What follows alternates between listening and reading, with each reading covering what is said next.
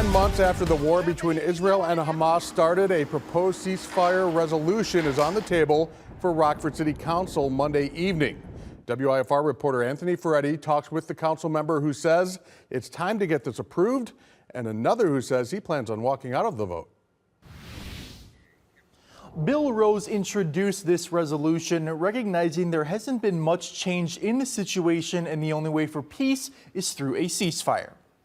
It's important that we get on the record on this important issue. I think it's historical. Rockford City Council member Bill Rose has proposed a ceasefire resolution for 7 months, and Monday night's City Council meeting could make this a reality. Rose plans to vote in favor of it, saying Rockford residents don't want to fund a genocide. We're supposed to lobby for residents here in the city of Rockford, and if that means lobbying for a federal issue that is impactful to them, then we should do that. Why are we doing it in this situation when we haven't in others? And the, of course, best example is the war in Ukraine. Meanwhile, Mark Bonney says he is at least one of the city council members who plans to walk out on the vote. The people of Rockford did not elect us to try to conduct foreign policy.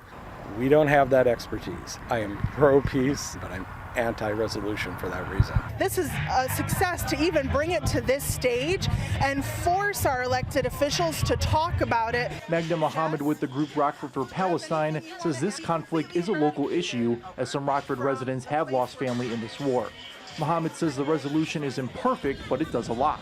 For it to actually be meaningful, we have to stop sending aid and arms to the party who is committing this lopsided atrocity. The Jewish Federation of Greater Rockford's executive director Goldie Parari hopes City Council doesn't approve this resolution.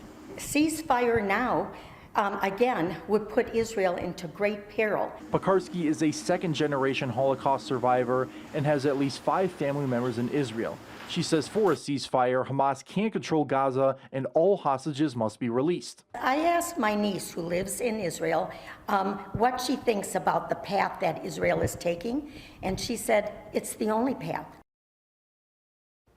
We did reach out to the 4 other people who were on this committee Friday evening. We did not hear back from 3. The other says they didn't have time to look at the resolution in detail. Thank you, Anthony. And the vote is scheduled for 5:30 tomorrow evening at Rockford City Hall. Rockford for Palestine says they plan to be there in full force for that.